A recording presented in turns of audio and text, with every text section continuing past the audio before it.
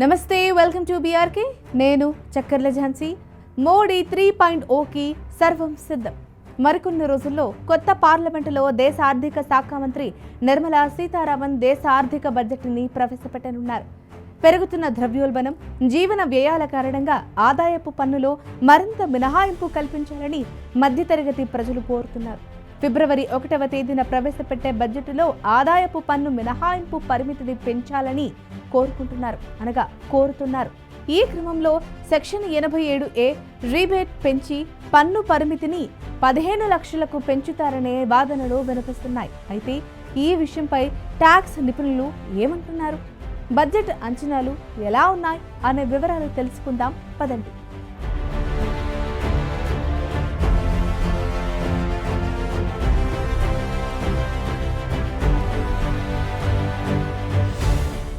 ఇంకాస్త వివరాల్లోకి వెళితే, దేశంలోని కోట్ల మంది మధ్యతరగతి పన్ను చెల్లింపుదారులకు, ముఖ్యంగా వేతన జీవులకు కేంద్ర ప్రభుత్వం తీపి కబురు అందించేందుకు సిద్ధమవుతోంది. రాబోయే బడ్జెట్ 2026-27లో కొత్త పన్ను విధానం కింద ఆదాయపు పన్ను రాయితీలను భారీగా పెంచే దిశగా అడుగులు వేస్తున్నట్లు తెలుస్తోంది. తాజా సమాచారం ప్రకారం ఆదాయపు పన్ను చట్టం సెక్షన్ 87A కింద ఇచ్చే పన్ను రీబేట్ పరిమితిని ప్రస్తుతం ఉన్న దానికంటే గణనీయంగా పెంచి దాదాపు 1.5 లక్షల వరకు చేసే అవకాశం ఉందని నిపుణులు అంచనా వేస్తున్నారు. ఏంటి, నమ్మడం లేదా? స్వయంగా కేంద్ర ప్రభుత్వమే ఈ మంచి ఆలోచన చేసింది.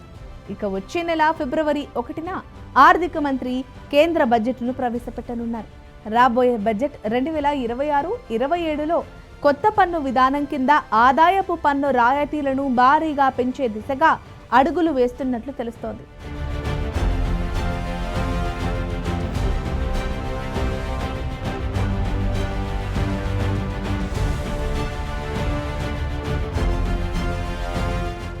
తాజా సమాచారం ప్రకారం ఆదాయపు పన్ను చట్టం సెక్షన్ 87A కింద ఇచ్చే పన్ను రీబేటు పరిమితిని ప్రస్తుతం ఉన్న దానికంటే గణనీయంగా పెంచి దాదాపు 1.5 లక్షల వరకు చేసే అవకాశం ఉంది.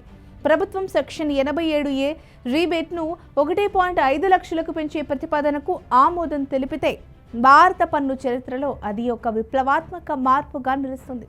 ఈసారి ఆదాయపు పన్ను చట్టం 2025 ఏప్రిల్ 1 నుంచి అమల్లోకి రానుంది. ఇది దశాబ్దాల నాటి ఆదాయపు పన్ను చట్టం 1961 స్థానాన్ని భర్తీ చేస్తుంది. ద్రవ్యోల్బణం పెరుగుతున్న నేపథ్యంలో పన్ను మినహాయింపు ఇవ్వడం వల్ల మధ్యతరగతి కుటుంబాలకు పెద్ద ఊరట లభిస్తోంది. ప్రజల చేతుల్లో డబ్బు ఎక్కువగా ఉంటే మార్కెట్లో వస్తువుల కొనుగోలు పెరిగి డిమాండ్ పెరుగుతోంది. ఫిబ్రవరిలో ప్రవేశపెట్టబోయే ఈ బడ్జెట్పై సామాన్యుల్లో భారీ అంచనాలు ఉన్నాయి. లాస్ట్ ఇయర్ 2025 కేంద్ర బడ్జెట్లో కొత్త పన్ను విధానంలో సంవత్సరానికి 12 లక్షల వరకు ఆదాయం పన్ను రహితంగా ఉంటుందని ప్రకటించడం ద్వారా ప్రభుత్వం మధ్యతరగతికి భారీ ఉపశమనం కల్పించింది. దానితో పాటు పన్ను స్లాబ్లను సవరించడం ద్వారా స్టాండర్డ్ డిడక్షన్ పరిమితిని 4 లక్షలకు పెంచారు. అదనంగా జీతం పొందే వ్యక్తులకు ఇప్పటికే 75,000కు పెంచారు.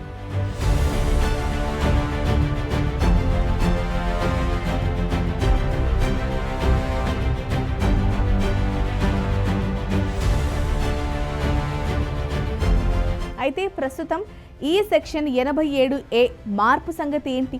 ఈ సెక్షన్ వల్ల ఎవరికి లాభం అని చాలా మందికి అపోహలున్నాయి. మరి ఆ అపోహలన్నీ కూడా ఇప్పుడు తెలుసుకుందాం రండి. ప్రస్తుత నిబంధనల ప్రకారం కొత్త పన్ను విధానంలో 12 లక్షల వరకు ఆదాయం ఉన్న వారికి రీబేట్ లభిస్తోంది. గతంలో ఇది 7 లక్షలుగా ఉండేది. అయితే రాబోయే బడ్జెట్లో ప్రభుత్వం ఈ పరిమితిని మరింత విస్తరించాలని భావిస్తోంది. సెక్షన్ 87A రీబేట్ కారణంగా 12 లక్షల ఆదాయం వరకు ఎలాంటి ట్యాక్స్ పడ్డం లేదు. అయితే సెక్షన్ 87A రీబేట్ను పెంచడం ద్వారా 15 లక్షల వరకు వార్షిక ఆదాయం ఉన్న ఉద్యోగులు కూడా ఎటువంటి ఆదాయపు పన్ను చెల్లించాల్సిన అవసరం లేని పరిస్థితి కల్పించనున్నట్లు వాదనలు వినిపిస్తున్నాయి. ఉద్యోగులకు కేవలం 87A రీబేట్ మాత్రమే కాకుండా స్టాండర్డ్ డిడక్షన్ కూడా తోడవుతోంది. ఇప్పటికే ఈ పరిమితిని 75,000కు పెంచిన సంగతి తెలిసిందే. ఇప్పుడు 87A రీబేట్ కూడా పెరిగితే 15 లక్షల ప్యాకేజీ ఉన్న సామాన్య ఉద్యోగి చేతికి పూర్తి జీతం అందే అవకాశం ఉంటుంది. దీనివల్ల ప్రజల వద్ద ఖర్చు చేయడానికి ఎక్కువ నగదు మిగులుతుందని, తద్వారా దేశ ఆర్థిక వ్యవస్థ పుంజుకుంటుందని ప్రభుత్వం భావిస్తోందట.